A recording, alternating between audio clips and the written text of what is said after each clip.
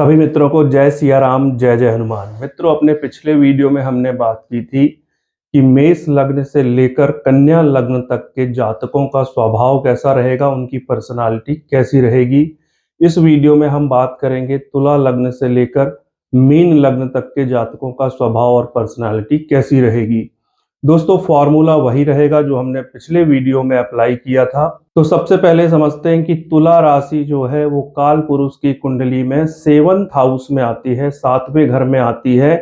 तो तुला राशि के अंदर 7th हाउस के 7वें भाव के एट्रीब्यूट्स हमें जोड़ देने हैं, क्योंकि वो राशि के अंदर आ जाएंगे और फिर राशि और उसके स्वामी ग्रह के कारक तत्वों को, एट्रीब्यूट्स को हमें फर्स्ट हाउस से यानी अपने सेल्फ से जोड़ देना है।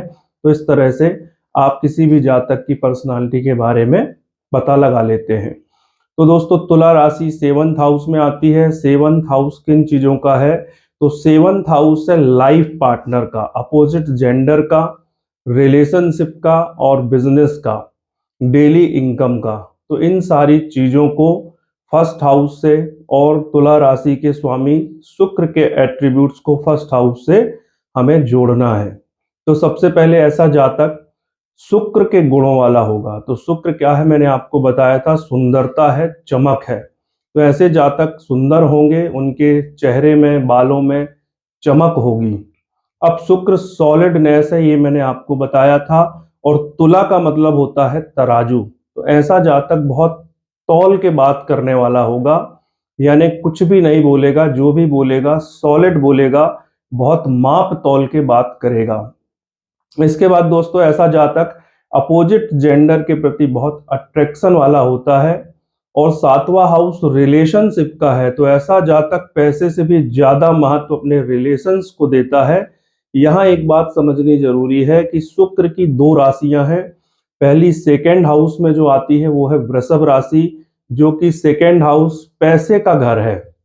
तो वृषभ लग्न का व्यक्ति पैसे को ज्यादा महत्व देगा, लेकिन शुक्र की ही दूसरी राशि जो है वो 7th राशि है, तुला राशि, जो कहीं ना कहीं रिलेशनशिप के हाउस में है, 7th हाउस में। तो ऐसा जातक पैसे से भी ज्यादा महत्व रिलेशन को देगा, क्योंकि भाव का जो कारक तत्व है वो राशि के अंदर आना ही आना है। अब क्या है, तुला जो राशि है वो चर राशि है, चंचल राशि है। तो ऐसा जातक भी जल्दबाज होगा, जल्दी जल्दी कामों को करेगा। और ये जो राशि है ये वायु तत्व की राशि है। तो बड़ा सोचने वाला या बड़ी बड़ी बातें करने वाला ऐसा जातक होगा। और दोस्तों, ये कहीं ना कहीं बिजनेस से जुड़ा होगा, बहुत अच्छा बिजनेस करने वाला होगा, लोगों के साथ बहुत जल्दी रिलेशन बनाने वाला होगा, अपने रिलेशंस को मैनेज करने वाला होगा, उनको महत्व देने वाला होगा। दोस्तों, इसके बाद हम बात करते हैं वृश्चिक राशि की। फॉर्मूला वही रहेगा।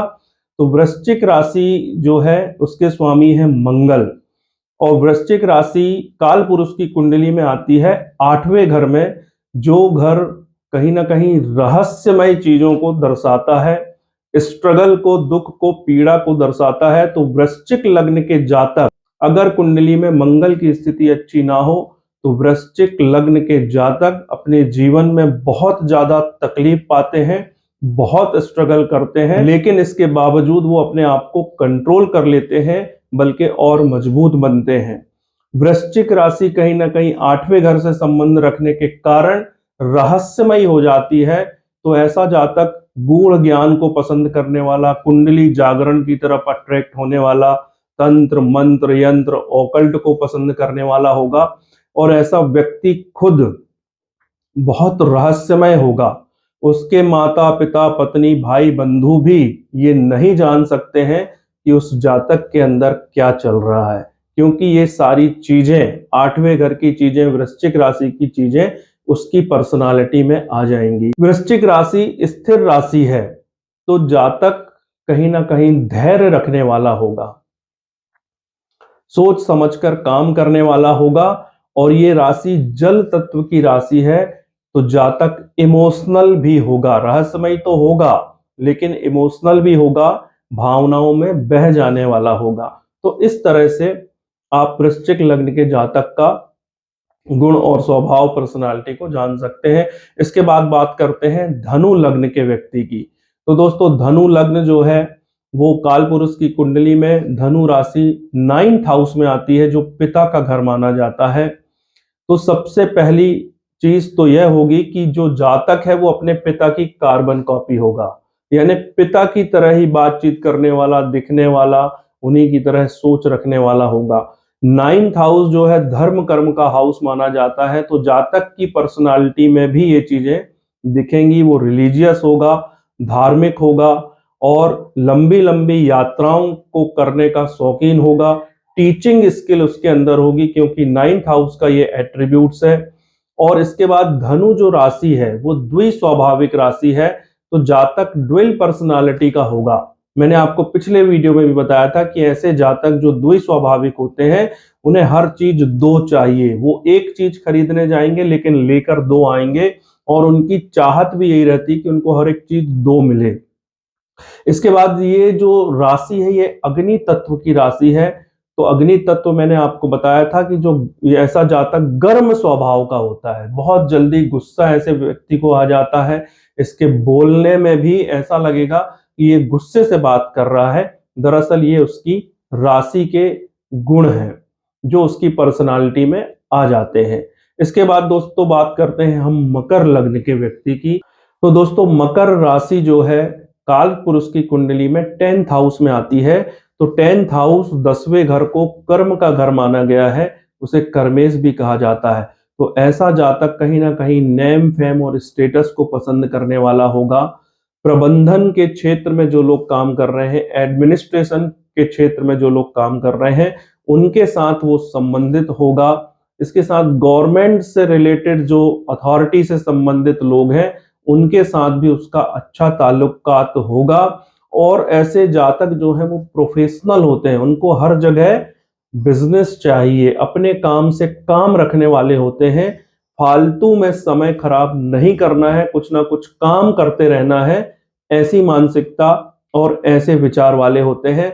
दोस्तों इसके बाद हम बात करते हैं कि मकर राशि जो है वो चंचल राशि है। तो कहीं ना कहीं ऐसे व्यक्ति जल्दबाज होते हैं, जल्दी जल्दी काम को करने वाले होते हैं। उनकी पर्सनालिटी में आपको जल्दबाजी जरूर दिखेगी।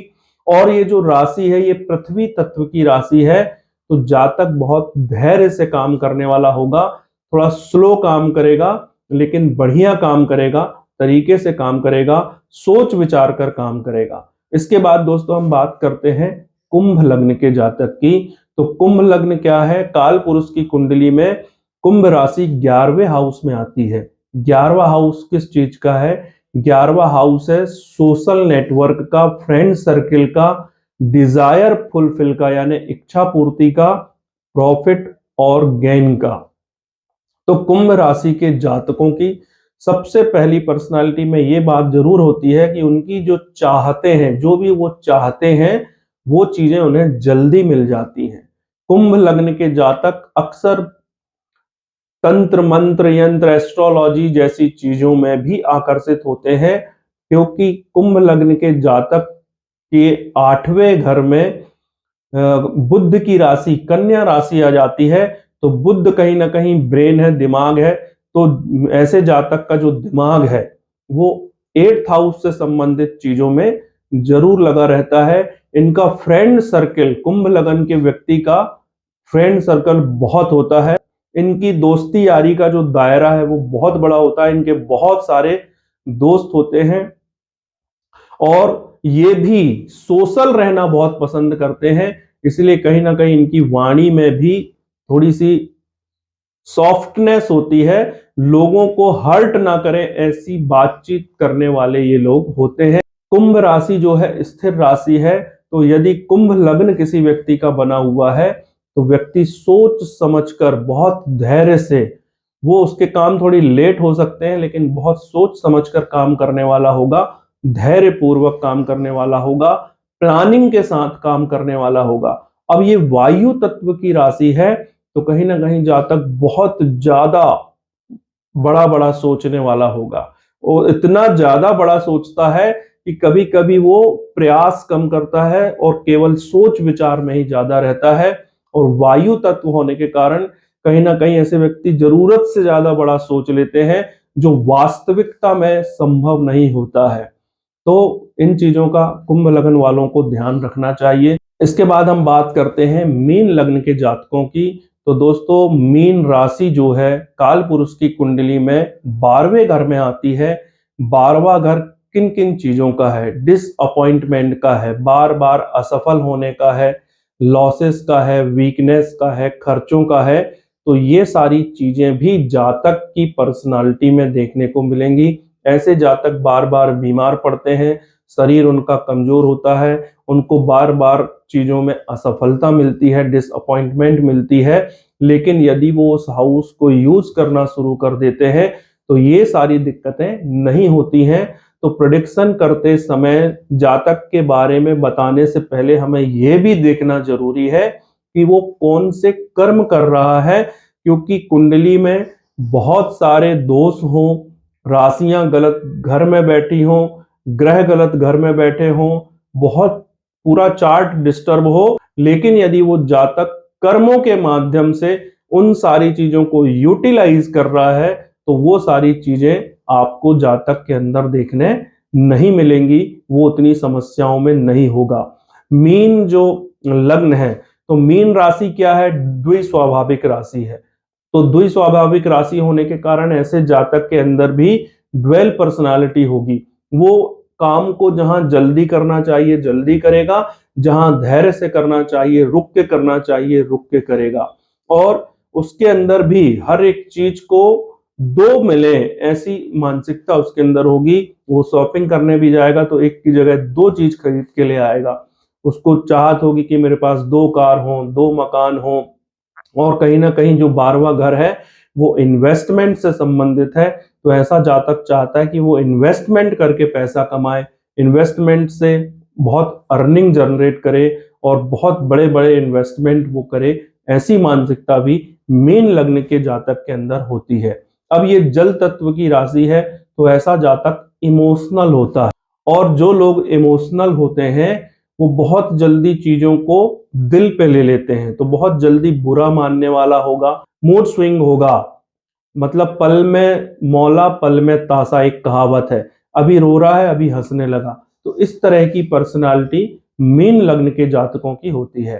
तो दोस्तों देखिए, हमने कितनी आसानी से टेक्निक का यूज करके, फॉर्मूलों का यूज करके, और किसी भी जातक के बारे में, कुंडली वाले के बारे में आप बहुत आसानी से बहुत सारी चीजें बता सकते हो। दोस्तों, ये सब चीजों की बहुत सारी टेक्निक्स हैं जो हम अपने आने वाले वीडियोस में बात करते रहेंगे। और यदि आपने अभी तक हमारे चैनल को सब्सक्राइब नहीं किया है तो चैनल को सब्सक्राइब करें। अगर वीडियो पसंद आते हैं तो अपने दोस्तों को, मित्रों को, रिश्तेदारों को जरूर शेयर करें, लाइक करें। आप हमारा सहयोग करें, हम आपका सहयोग करते हैं। यही आपसे निवेदन है। आपने मेरी बातों को बहुत गंभीरता से सुना, इसके लिए आपको बहुत बहुत धन्यवाद। फिर मिलेंगे। नमस्कार।